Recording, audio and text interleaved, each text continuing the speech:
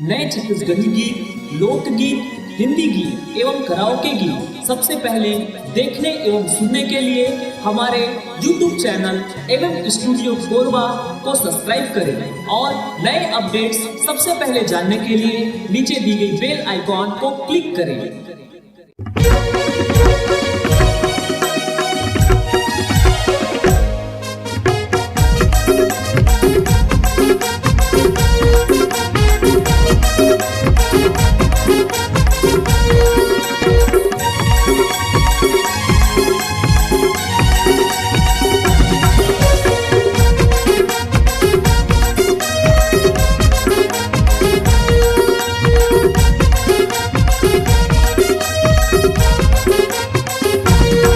कापू डोकरी दाई के हवे महिमाए अगम पार।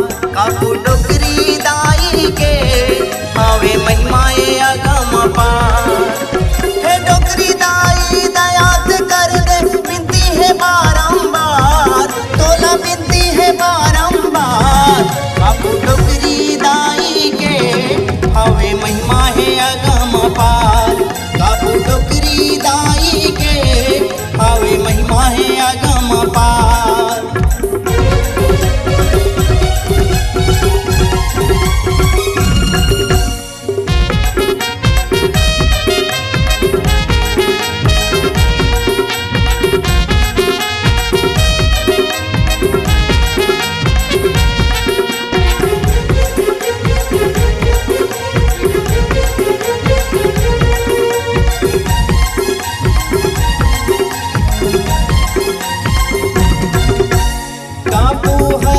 बसे दाई तोरे दया के कोरामा, तोरे दया के कोरामा। छोटे बड़े सबो लड़ा के एक ही ठन ये डोरामा, एक ही ठन ये डोरामा।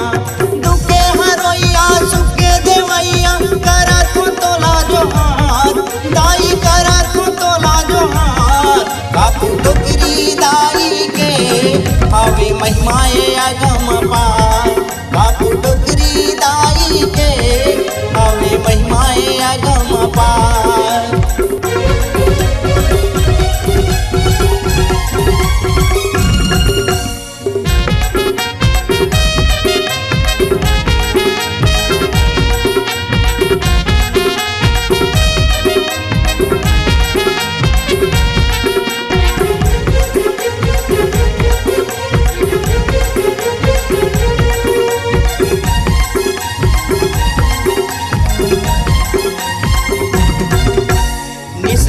तोरे पूजा करथे अवैया जवैया हो, अवैया जवैया।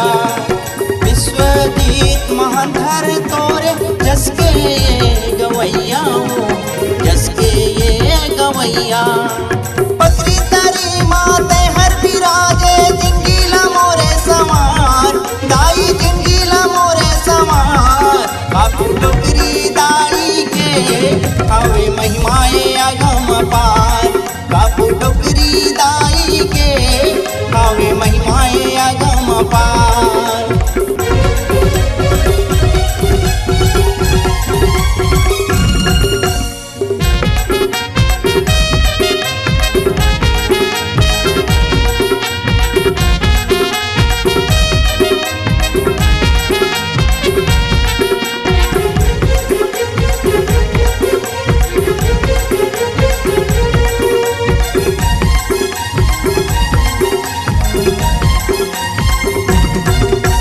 सालिग्राम ठाकुर हटाई मंदिर तोर बनवाइस वो, मंदिर तोर बनवाइस।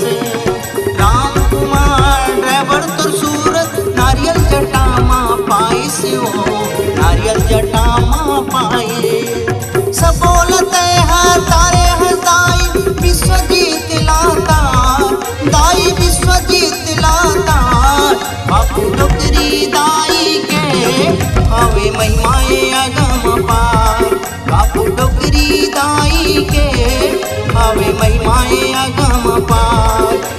हे डोकरी दाई दयात कर दे, बिनती है बारंबार, तोला बिनती है बारंबार।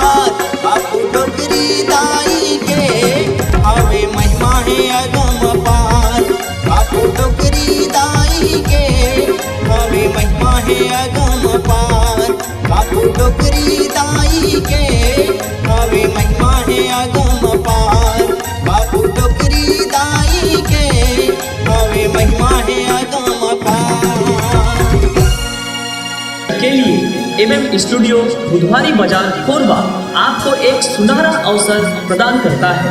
अगर आप छत्तीसगढ़ी लोकगीत, हिंदी गीत, कराओके गीत इत्यादि रिकॉर्डिंग कराना चाहते हैं तो हमसे संपर्क करें। हमारा मोबाइल नंबर है 9407700376 एवं 7000510832।